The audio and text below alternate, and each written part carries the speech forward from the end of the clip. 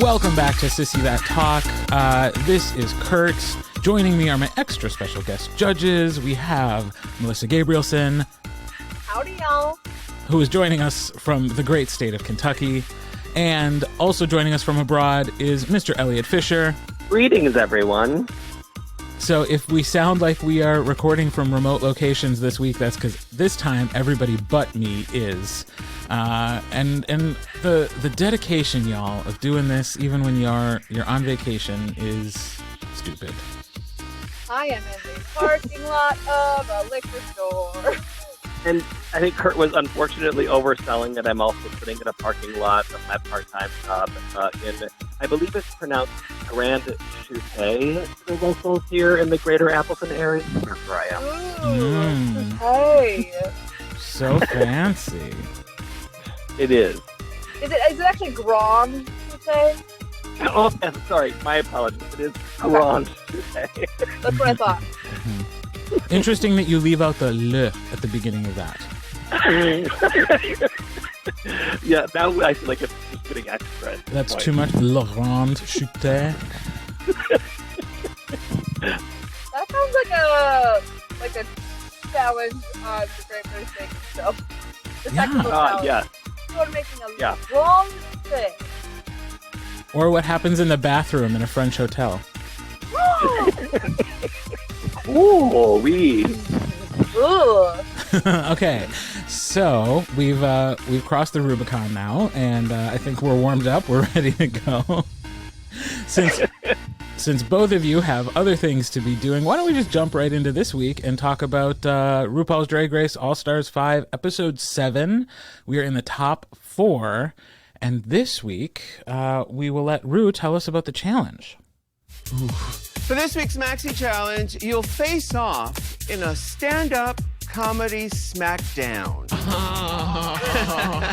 Hashtag All-Stars5. Each of you needs to work up a comedy routine that is jam-packed with jokes. Yuck-yucks, you know, ha-has. I'm drinking champagne. What did that even mean? I have no idea. Sometimes there are references that I just don't get. But that's okay too. Ru used a funny voice, and I appreciated that. So yeah, this week the challenge was to do some stand-up comedy. Have either of you guys ever done stand-up comedy, like straight up stand-up comedy? No.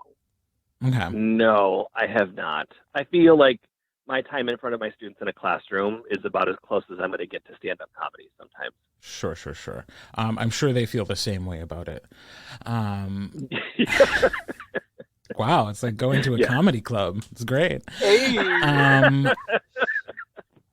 So the question I have for you guys this week, knowing that like probably none of us had ever done real stand-up comedy, but we've done plenty of public speaking between us.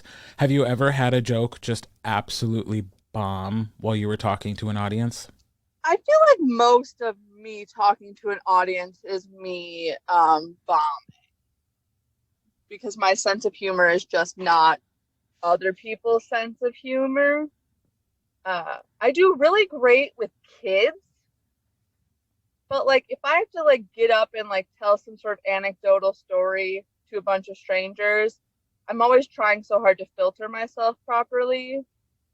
Like I was once in a meeting with all older white men, and I tried to tell a story about a meeting that I was in with my boss where we had to, like, because you can set your phone up to be the clicker for a presentation. Mm-hmm. And he and I had both set it up on our phones just as a backup, and I was supposed to be going through it for him while he was talking. But then he decided he was also doing it. So we were having this like silent argument about him stopping doing that, and it didn't really work out. And at the time it was it was interesting, but I didn't think it was a funny story. But he wanted me to tell it anyway, and it just made everything awkward. Yeah, I think for me, like when I've tried to tell jokes and they just have not gone over well, my strategy generally then tries to make joke out of my joke not being funny. And so I feel like that often will then get the laugh. So if I tell a joke in class and there's like no response from my students at all, I'll usually just call them out and be like, huh, that's funny, because my like students who want an A usually generally laugh at my jokes during class, and then that will get a response out of them. So like my strategy is like, if I'm just not funny, then I'm just like, all right, let's make fun of myself for not being funny then, and that tends to work a little bit better. Yeah, I feel like I don't typically try to crack jokes, which is probably working in my favor because I don't know that I'm a joke deliverer. But I do know that like when I worked for Catholic Heart Work Camp and I was talking in front of kids and they really tried to encourage humor, that a lot of times that did not go well because I was basically trying to deliver jokes that they had prepared for me and it was like, ugh, this sucks. Yeah. So, but in person, I can be very funny. As long as we have a good sense of humor about ourselves as a group and nobody's getting hurt feelings, then I can be funny. Yes. Yeah. Life's too short to take it too seriously. Right. True. So for a lot of us then, this week's challenge would have been like our nightmare. Yeah. Except for the outfits. You would have enjoyed the outfits? If I got to stand up in the dress that Shea Coulee wore, I would have bombed. I don't care. I would have told every embarrassing thing that's ever happened to me as long as I got to do it looking that good. Okay. Make sure somebody's taking a picture and a video with no sound and I'm set. Fair enough. I mean, I would love to talk about Shay's outfit some more, and I think we will. But as far as like the challenge is concerned, I know I too would have been one of the people who was like, what is stand up? How does this even work? My humor is much more about storytelling. And then I would have gotten to my session with Ross and Jane and they would have been like, ooh, you haven't had a joke yet. And I would have been like, yeah, this is going to be pleasant, not funny. Thank you. I'm much more made for like the storytelling one woman show challenge that happened in season 12 with Whoopi Goldberg than I am for this where you're just supposed to hit jokes. So fair. You know? Yeah. Plus they didn't say it was a roast, which also I feel like would have handicapped me, but that's also probably the direction I would have tried to go in anyways. Because I feel like I could insult people pretty easily. Oh, yeah. Uh-huh. You don't have a lot of experience, but I bet you could. I bet I could do that. Jade. I know. Speaking of insulting people, let us actually go through the Queen's performances. So first up to the stage, and we should point out too that Ms. Cracker, as last week's winner, got to place the queens in this order, and I thought she strategically did a very good job. While I was watching, I was like, oh, Kirt is going to love her doing this. I think it's very smart. When people get this power and they don't take advantage of it, I'm always like, why? You know?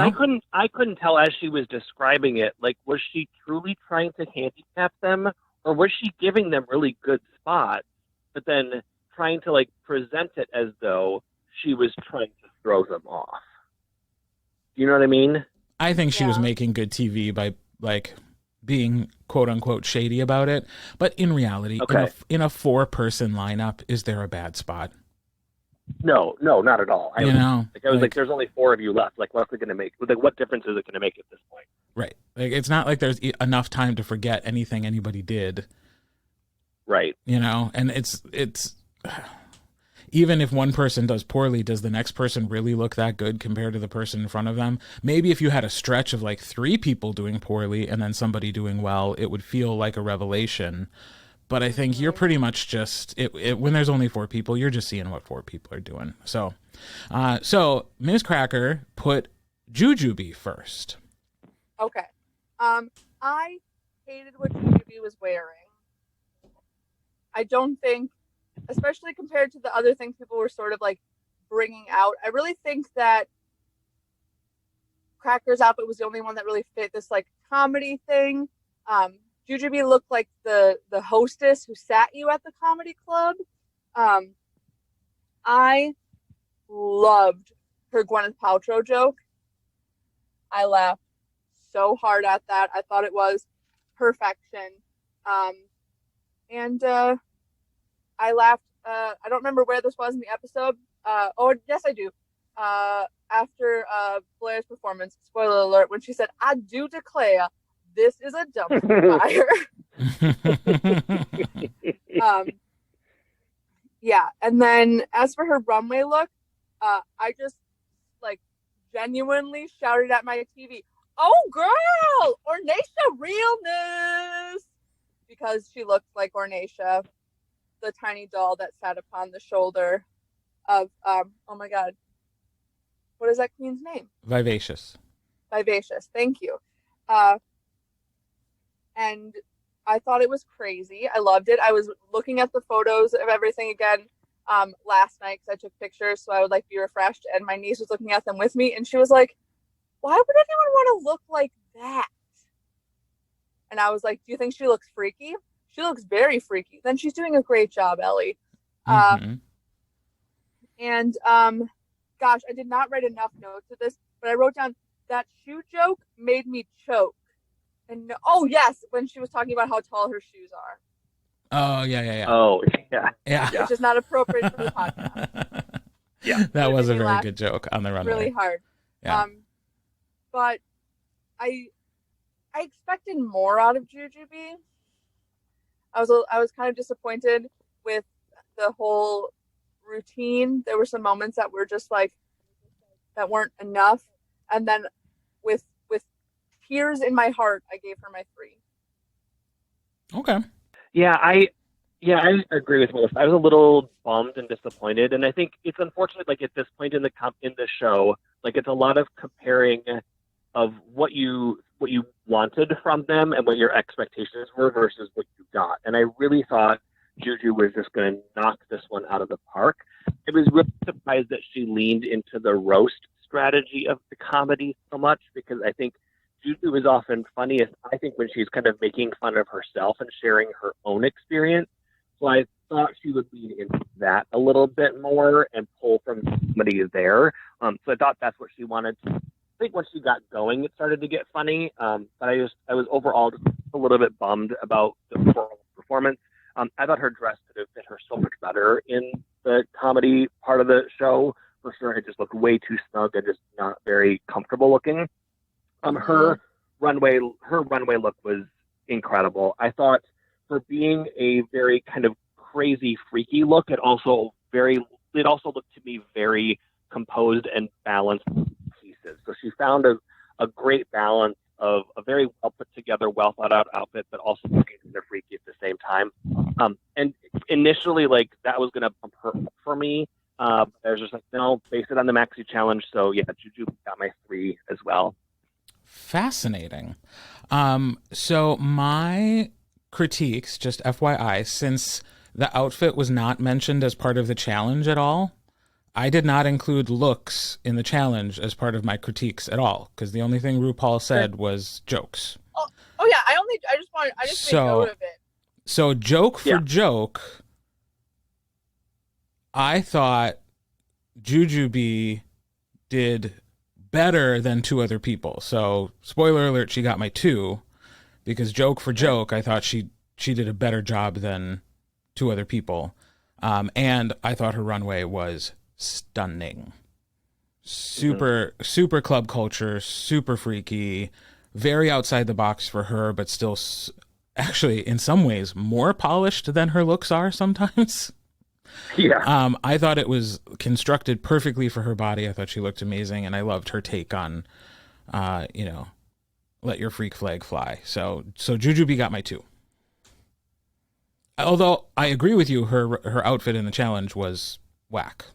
And there's another queen who would have benefited if I had been considering outfits in the challenge. But we will get to that. So then up next was Blair. Blaine St. Clair. It was an interesting look choice that she made. And I bring this up because for like a first impression when it comes to comedy, when someone walks out like that and you're just like, oh, okay. Every single page turn moment was so awkward, and you know that wasn't just like editing and how long those pauses were. They were actually that long for her trying to turn the pages and figure out where her jokes were. When she made the joke about Jen Krakowski being old, I audibly gasped and then said, how dare you? It was just not good. And it just a lot of it was just uncomfortable. Like, I didn't like it. Especially also when she would like turn the page and then like, oh wait, no, and like flip back again. Or like there's one point where she turned the page, looked at it, and then just turned the page again, like skipping past those jokes. I don't know. That just really held her back, that notebook. I'd hoped that because she was going to have a notebook, it was going to help her out. And for once, the editing didn't, like, I was like, oh, I think she's actually going to do well. She did well in the mentoring session.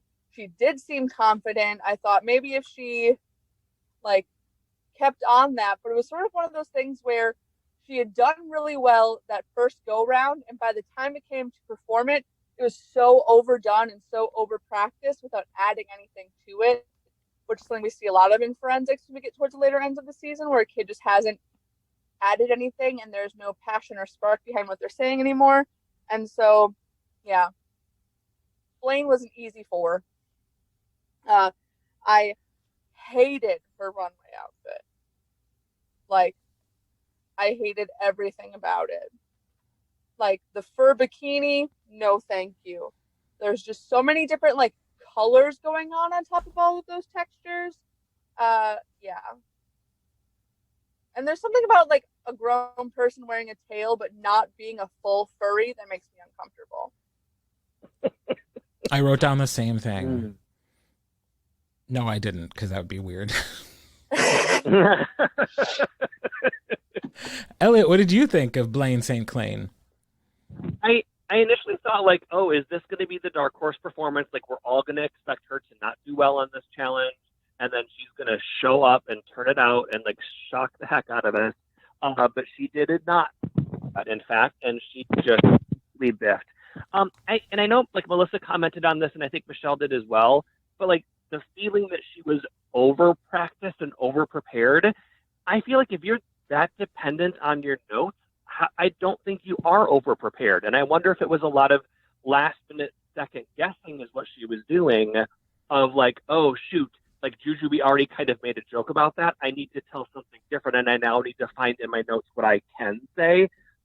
So it was not funny. I thought going after the guest judges as the source of your jokes was not a smart choice at all. I feel like Michelle, RuPaul, Ross, fair game, but going after the guest judges, like, no. And I think if you're going to be mean like that, you also have to be then kind of mean at yourself as well, to see that you're also insulting yourself too to make it work. In terms of the runway look, I thought her head did not match the rest of the outfit, because the whole rest of it was so cartoony. I needed something more like that on the head. So like having some kind of a headpiece instead of a wig, or doing your makeup in a more comical way, I think could have made it work. But yeah, the whole thing just didn't work overall. And I'll be honest, like I don't quite understand the concept of what freaky drag should be. So I don't really have a basis to go off of, but it look just did not work for me. So Blair was my 4 for the week. Yeah, I had a moment when I was watching the episode where I thought maybe Blair was going to be good, and I was actually scared of that, because going into this week, I just thought she was very obviously in 4th place, and the natural thing to do would be to, at this point, let her go. And if she had pulled off the win, I would have been upset, because I think there are 3 better competitors that should have made it to the final 3. So the episode was building. It looked like she was going to do an okay job. Here's my thing about watching her rehearsal, though. the jokes that Jane and Ross thought were funny weren't new jokes. Like, there are a lot of jokes that we've heard told before in the show. You know, like Ross Matthews is so gay, how gay. Like, we've heard those jokes before. We may have literally heard that exact joke before, for all I know. I didn't do research. So, like, while she was making them laugh in the rehearsal, I was also thinking, these aren't new or original jokes. They're just sort of stolen from the lexicon. And if she had succeeded with that, I would have been upset. Fortunately, she started bombing right away. I was really happy to see that it wasn't going well. Not because I wish Blaine St. Clair any ill. I just think she wasn't top 4. Or she wasn't top 3. Actually, that's a lie. I think she should have gone home last week. But she wasn't top 3 material based on every metric of the season so far. Like, she hasn't won a challenge. Her looks have been hit or miss with all of us, even when we disagree on the ones we like and don't like. I just don't think she was ready to go into the top 4. So when she started doing poorly and we started seeing her struggle with the notebook, I was like, okay, this is actually the way it's meant to be. And I actually relaxed because I was like, this is fine. Like, this is the way it's supposed to be. And then, that runway, I just didn't understand it at all. I just thought it was like kitschy, I guess, but like not subversive and not club kid. It was just sort of costumey and a whole bunch of things thrown together, and I didn't think it flattered her, and I didn't think it was interesting. Like, I will forget this look by next week, except for the fact that I disliked it. It wasn't even that interesting. So so she was my 4 as well. And then after Blair, we have the gal who set this whole thing up, Ms. Cracker. I was so proud of her. I thought she did great. I loved her weird look. She just did great. Like, I was genuinely laughing out loud, which, as we talked about before, is very important. Her facial expressions just add so much to her kind of comedy. And I love the way that she did, like, actually work the stage well and not awkwardly. And when it was done, I grabbed my dog's paws and I made Rosalind clap for her because that's how excited I was. Her runway look was exactly what I think freaky should be. I will say, though, a plague mask during a global pandemic is a little triggering. But then she revealed that bodysuit, and I was like, did the same person who made Shay's suit from earlier make this one too? Because there was just a lot of the same, of that same coloring, shadowing, beadwork and stuff. But she looked beautiful. And like the face makeup, it was a great week for Cracker, because the comedy thing is what you expect out of her, but that outfit was not. And so it was her showing such great versatility, and it just made me, I was just so proud of her. And she walked away handily with my 1. She was that kid that got first place in all 3 categories they did this weekend. Boom. Loved it. Yeah, I thought her comedy was very her. She just looked very comfortable. She was clearly in her element. I thought the structure to her joke had good variety as well. So she had some like quick one-liners, then she had some like longer jokes that took a little while to build. I thought structurally it was just a solid performance across the board from a comedic standpoint. In terms of the runway look, I was torn on a couple of things. One, I don't know, like, the first and second look obviously don't have to coordinate with each other, but I guess I would have liked to have seen some kind of connection between the two in terms of the look. I thought they were just really different looks overall and with no cohesive element to them. And the second look particularly, I wish her face looked beautiful, but I wish the face would have transitioned into the bodysuit a little bit more smoothly. There was just a very clear line between the neckline of the bodysuit and her face. And I think if she could have found a way to kind of bring the look of the bodysuit up onto her face a little bit more to make it look like it was just one solid element, I thought that would have just sent it over the top. But I agree, it was still an amazing week for Cracker, so she ran away with my one as well. See, I took the outfit underneath as like, be the Black Plague, but make it sexy. Did you ever think in your entire life that you would say those words in a sentence? Yeah, probably, actually. It's not even the first time. Yeah, I'm sure that has been coaching advice to some of Melyssa's kids. Like, okay, now in this moment, you're gonna be the Black Plague, but make it sexy. You know. It's just I'm making a kid cough while doing the bend and snap. Mm-hmm. No. Yeah. There's not much to disagree with. I mean, Ms. Cracker was on fire, and I also again give her props. Not that we don't judge the rehearsal period, but knowing when to take the critiques from the rehearsal period and just change, like, oh, that didn't work, do something else. Mm-hmm. I thought that was very, very smart of her, and I thought she not only told good jokes, but she also let her personality shine and allowed the audience to relax a little bit after, a bit of an awkward performance from Blair, who went before her. I think that's also part of comedy, is making your audience feel comfortable enough to laugh, not just shooting jokes at them, and she did that very well. She was just very personable, and I do think that's what allowed a lot of her jokes to land and to succeed. And I'm with Malyssa on this one, Elliott. I thought the runway was perfection. I don't have any critiques. I thought it was beautiful. And I loved to me, the connection is very clear between the plague mask into what I thought she even described as like her version, like what's the freakiest thing you can be is death, or something like that. So I saw like the dark connection between the two and really liked the play on that. And I also liked that the first part of her look had a lot of white in it, which we don't usually see when we're talking about something freaky. And I thought that was really, really striking and really beautiful. And of course, this was filmed last summer, before we knew there was a global pandemic on its way.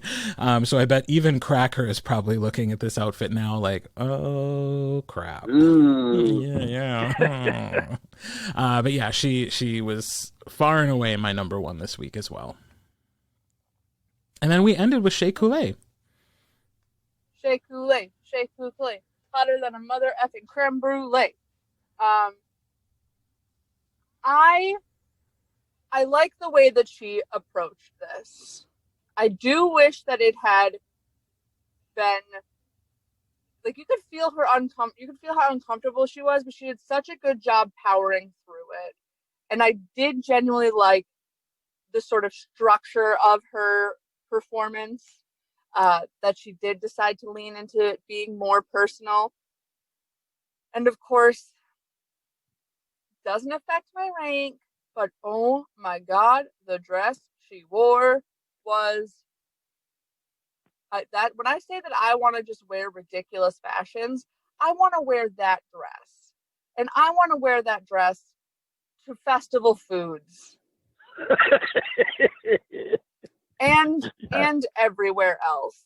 And it was one of those situations between Shea and Jujubee for me where, like, they were relatively about the same for me in terms of total content. Like, Jujubee did have more like point for point jokes, but the awkward moments that she did have in there, like, fell so hard that there were a lot of dips and valleys where Shea was able to maintain sort of a singular flow.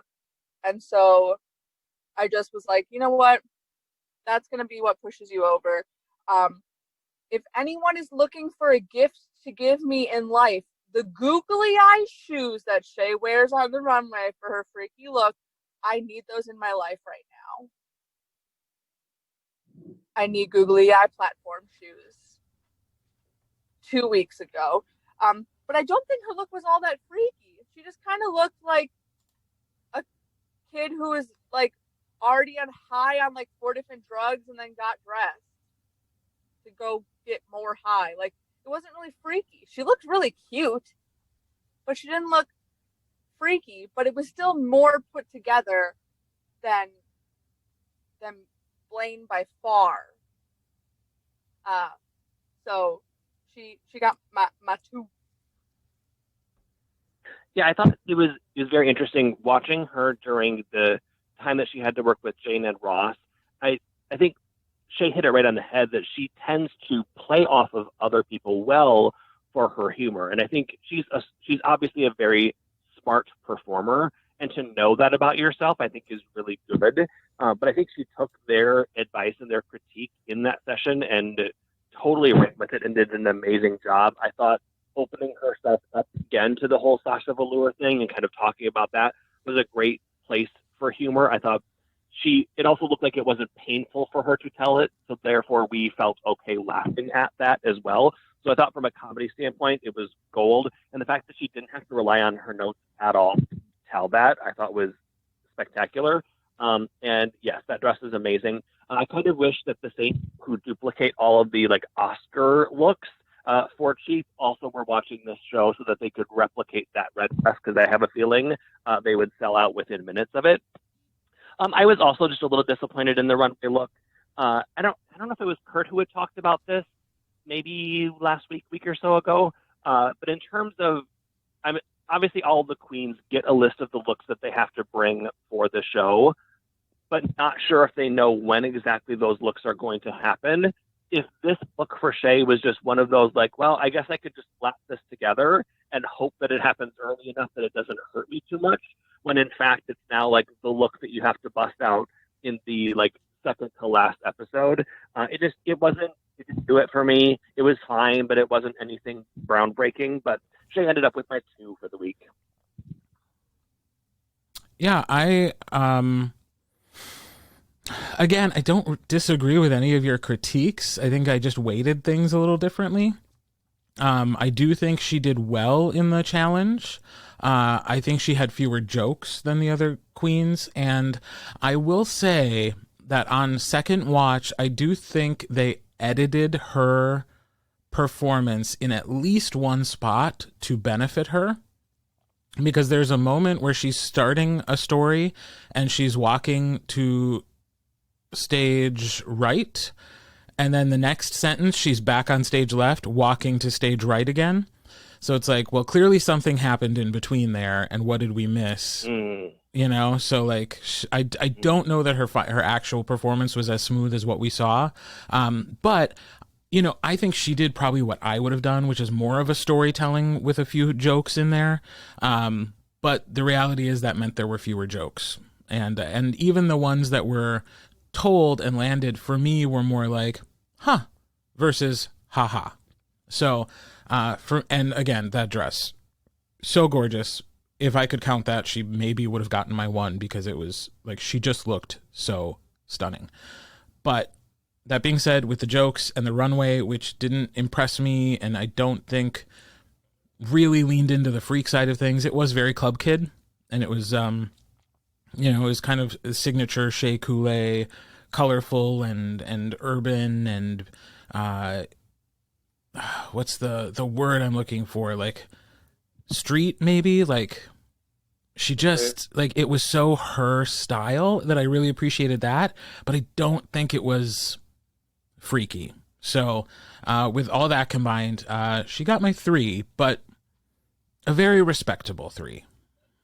So those are our rankings. I know in Tab that I don't have to do any tie breaking. So are there any other elements of the episode that we want to chat about before we reveal our results?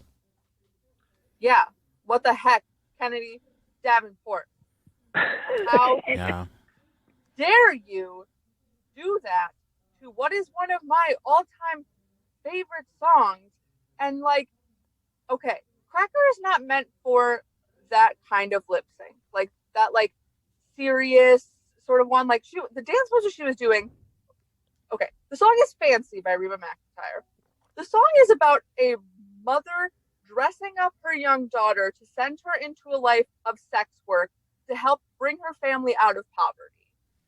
It is a very catchy song, but it is a very intense song. It is the kind of song that when I saw it was Kennedy, I was like, ooh, girl, she gonna nail this. And instead she just like was there. And that was such a bummer. This sort of, to me, reinforces the theory I floated a week ago or maybe 2 weeks ago that maybe the producers are backstage going like, go full out, you need to win. Or they're backstage going, you need to not win this one, but here's your paycheck. And the conversation that I had with Antonio was that one of the things I think is an issue for the Assassin like setup is that in normal All-Stars, both people singing for their legacy against each other on the show. They've got that going against each other, trying to prove themselves just for their continuation on the show, for that resume as it goes on. Regular Drag Race, you are lip syncing for your life. You are leaving everything out there. For the Assassins, the people on the show are just singing for money. And the Assassin is just there for a paycheck. So like, it's just like, there's not the same energy in those numbers because the motivation and incentive just isn't the same for both performers on stage. Certainly not once you get to the point where you're sending home somebody's fan favorite. Yeah. Right. It was also a very puzzling choice for me for that song to bring back Kennedy Davenport, because I don't know Kennedy Davenport super well, but I feel like she's a very high energy, lots of dance kind of queen, and that's a very just like low key song. So why you chose to bring Kennedy back on that one was very puzzling to me. I didn't understand that choice at all. And she's famously bad at lip syncing songs with lots of words.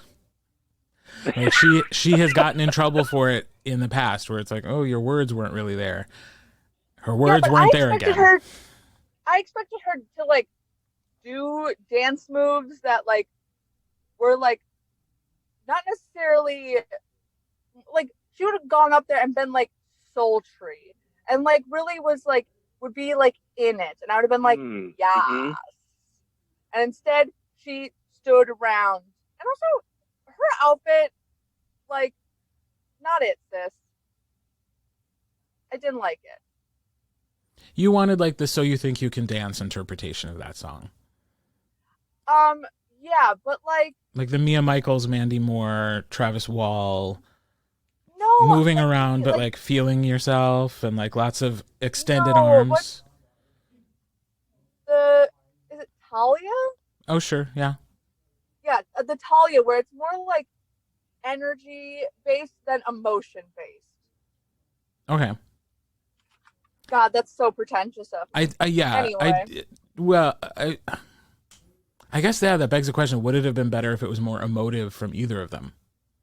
Like if either of them had just stood still and sang the song, would it have been better?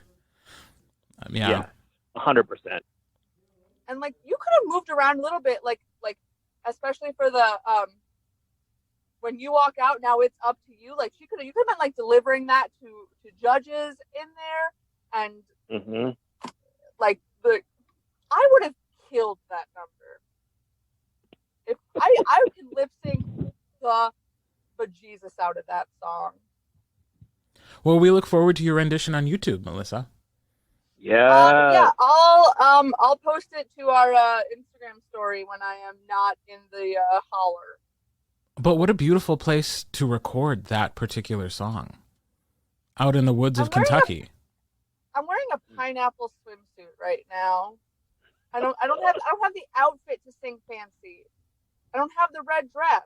Well, whose fault is that? Jake, who place. She wore a red dress so good. No one else ever did a red dress ever again. Okay. Yeah, well, Cracker should have borrowed Shay's red dress for that lip Oh my sync. God, yes. Like, it references it in there, so like, go for it. like, hey, I need that. I know you're wearing it right now, but I need it. And it wouldn't fit. She would be swimming in it, but that would be part of the number. Is that she's too young and she shouldn't be doing it, but she's wearing the red dress anyway. I would have loved Really? that. Dang, we are digging into this lip sync. Woo! Mm-hmm. You're so good at it. It was You're a great lip sync director. It was terribly disappointing. And agree or disagree, no lip sync assassin has compared to the very first episode when Evie Oddly did Live in La Vida Thank Loca you. to India. Right. And the only one who even comes near that lane was Roxy. And that's just her outfit and not her weird makeup. Yeah.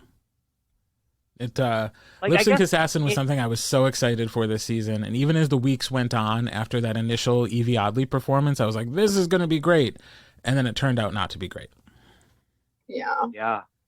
I would love to know in the producer's mind, like, why did you choose Kennedy for the end? Like, what were you hoping to get out of her, or what were you thinking she would do at this stage of the competition? Like, why was it not Latrice or Manila or freaking Raja? Or Like, where were these we other had to- girls who were on the Work the World tour? Like, where's Naomi? Where's Cameron Michaels? Right. Yeah. Cameron Michaels would have been great. Yeah. Mhm. Cameron Michaels is a lip sync assassin. Naomi took out a couple people on her season of All Stars. Like, she's proven to her be. in that green, when she did that back lean in that green dress. Yeah. Oh, And these are girls who were like working for Ru in Vegas while this is being shot. Like, just pull them on over. Right. You've got them under contract. Yeah. They can do it. You know? So we'll see. Maybe there's a plan for that in the finale. We won't know until next week. But before we get to next week, I will reveal this week's winner. Not that it's hard to do the math at this point for the folks listening at home. But in fourth place, Blair St. Clair. In third place, Jujubee. Our second place finisher, Shea Coulee. And our winner with straight ones, Ms. Cracker. Heck yeah. Yeah. So, but yeah, if folks want to catch up now that the show is almost over, you can watch RuPaul's Drag Race All-Stars Season 5, 7 p.m. on VH1 on Friday evenings, and then we will be back on Monday with our RuCap and rankings. And with that, Melissa, take us out. dang, digga dang, digga dang, digga dang, digga RuPaul's Drag Race, digga dang, dang, start your dance, RuPaul's Drag Race. Dang, dang, dang, dang, dang, dang, dang, dang, may the best woman win.